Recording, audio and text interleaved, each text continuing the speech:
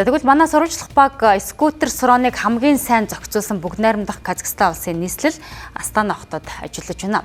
Казахстан улсын тухайд 2023 оны 6 дугаар сараас мопед скутерийг A1 ангиллалын жолоод харьхийн үнэмлэхтэй 18 нас хүрсэн хүн унаж замын хөдөлгөөнд оролцохоор зохицуулжээ.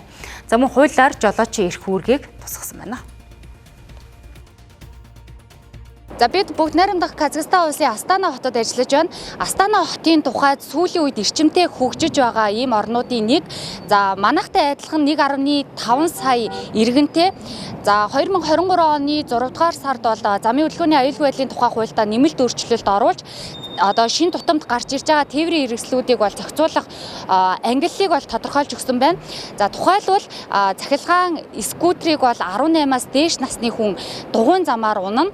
За мөн одоо А1 ангиллал гэдэг ангиллалтаа оруулаад автозамын зорчих хэсгийн баруун игнэгээр явуулах юм зохицуултыг хэрэгжүүлж эхэлсэн байна. За иргэдэн бол одоо яг энэ гарсан хууль тогтоомжийн хэрэгжилтэд бол нэлээд сайн эрх үүргээ мэдээд одоо дагаж мөрдөж байгаа гэдгийг бас холбогдох албаны хүмүүс бол хэлж байна. Электроскутер у нас манай улс 2023 оны 6 дугаар сард жижиг цахилгаан тээврийн хэрэгслийн ангиллалыг тодорхойлж хуульчилж өгсөн. Мопед цахилгаан скутерийг А1 ангиллалын жолоод хэрхийн үнэмлэхтэй 18 нас хүрсэн хүн унаж замын хөдөлгөөнд оролцсноо. Гэхдээ А1 ангиллалыг 16 наснаас дээш хүн авч болтгоо. Хуульд тухайн тээврийн хэрэгслийн жолоочийн эрх үүргийг мөн тусгаж өгсөн байгаа.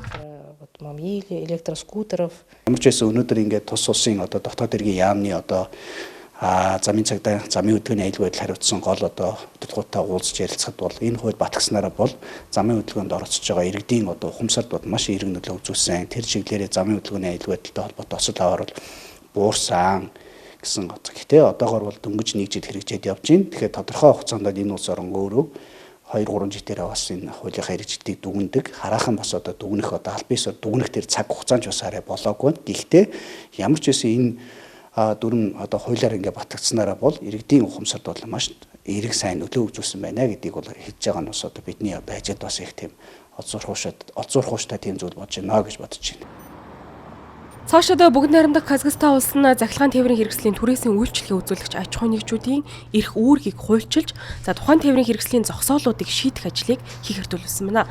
Энэхүү улсын хурлын даргын 76 дугаар захирамжаар байгуулагдсан захилгаан дугуй Сурон, захилгаан скутерийн хэрэглээг зохицуулах үүрэг бүхий улсын хурлын гишүүн Батчимгийн ахалсан ажлын хэсэг судалсан туршлагаараа хууль эрх зүйн орчныг бүрдүүлэх талаар ажиллахаа илэрхийлсэн юм.